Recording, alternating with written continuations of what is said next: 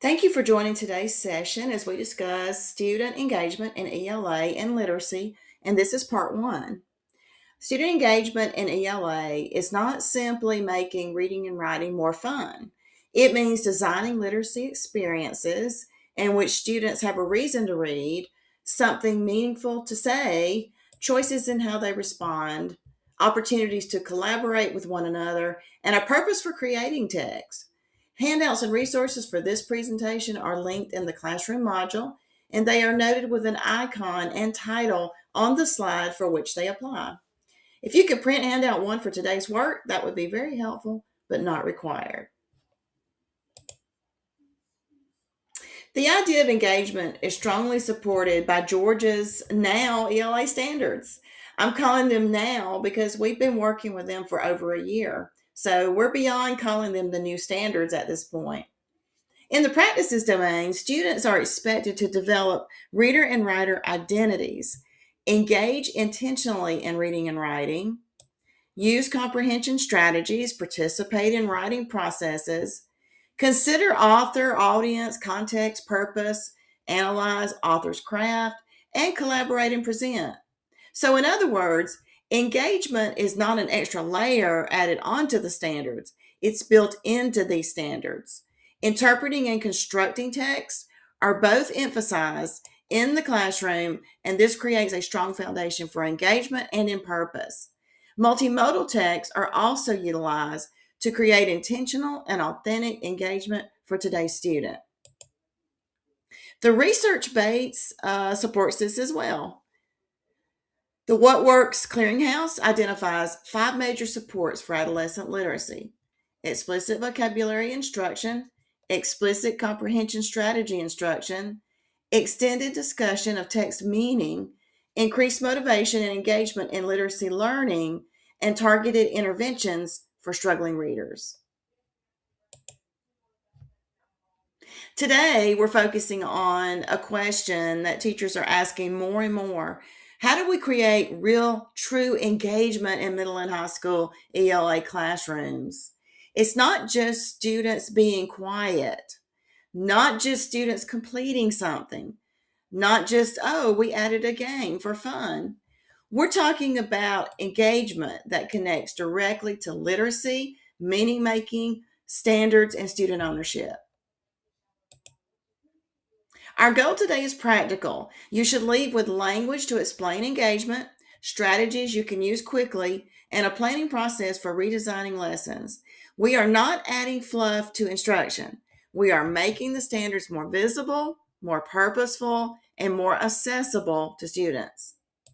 By the end of today's session, you'll be able to clearly define meaningful literacy engagement, connect engagement to the now ELA standards, identify significant strategies to support the standards, and we will redesign one lesson for stronger student investment. Before we define engagement, let's begin with what you already know from your classroom. Think of a particular lesson, a discussion, a writing task, or even a surprising moment when students leaned into the moment of learning. You remember those moments. Those are the most memorable moments we have in our classrooms. What were the students doing? What made the work feel so worthwhile? Note your response on your worksheet, which is handout one, by finishing the prompt. When my students are truly engaged, I notice. And just jot down some things that you notice about true engagement that you have seen in your classroom. Busy students do not equal engaged students. This distinction matters. A student can complete an assignment and still not be intellectually engaged. We've all seen the worksheet shuffle. It looks productive from across the room, but nobody's brain is exactly throwing a parade. Meaningful engagement means that students are doing literacy work with purpose. They are interpreting, constructing, questioning, discussing, revising, and reflecting. The good news is that engagement is not separate from the current ELA standards. It's already there. The practices domain asks students to build identities as readers and writers, engage intentionally, Use strategies, communicate, collaborate, and present. The text domain asks students to interpret and construct meaning. So when we design for engagement, we're not stepping away from the standards, we're stepping more deeply into them. Today, we will explore 5 pillars of engaged literacy. First, identity. Students should see themselves as readers, writers, thinkers, and communicators. Second, purpose. Students must know and understand why the work matters. Third, voice and choice. Students have opportunities to make meaningful decisions. Fourth, talk and collaboration. Students build meaning together, learning from their peers. And then fifth, creation. Students construct something, not just consume text.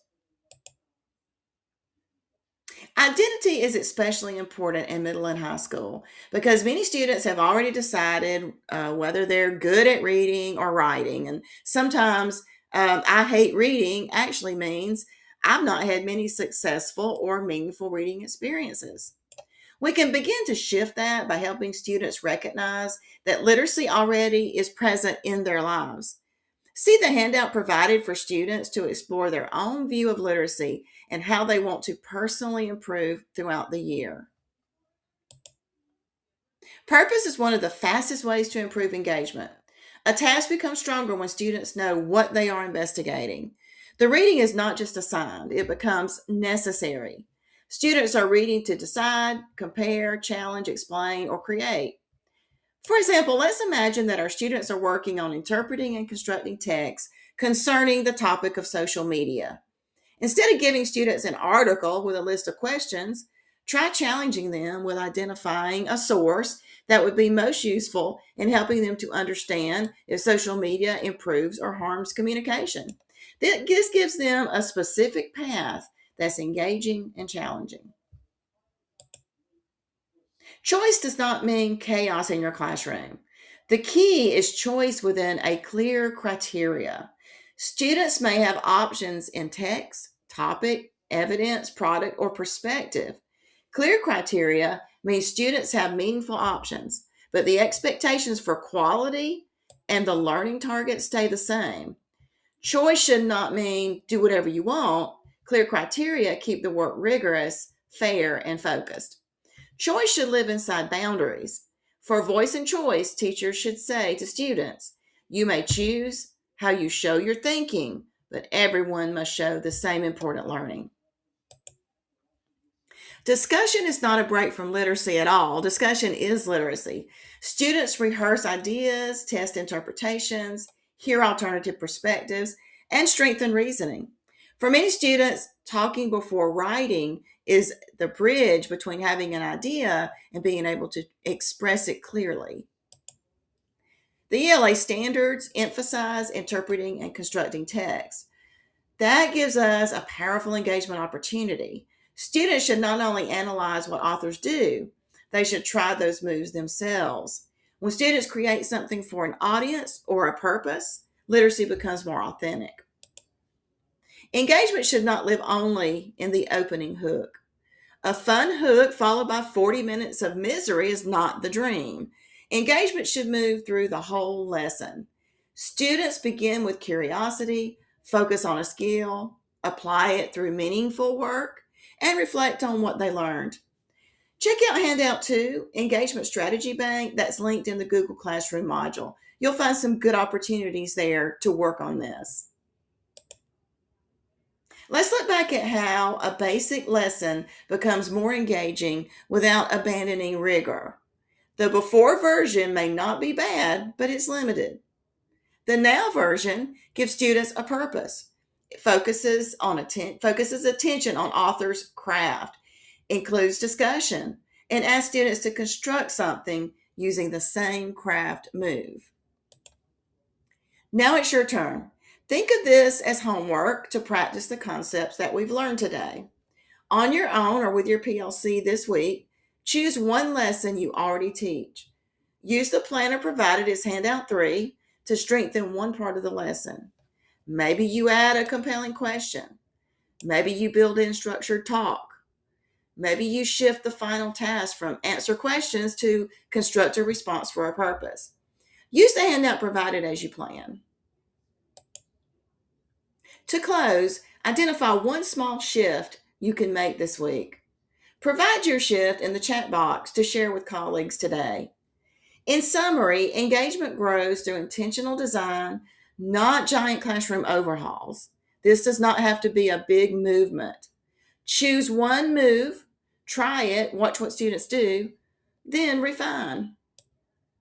Please join us for part 2 of the engagement series next month when we'll discuss supporting English learners and students with disabilities concerning engagement and literacy.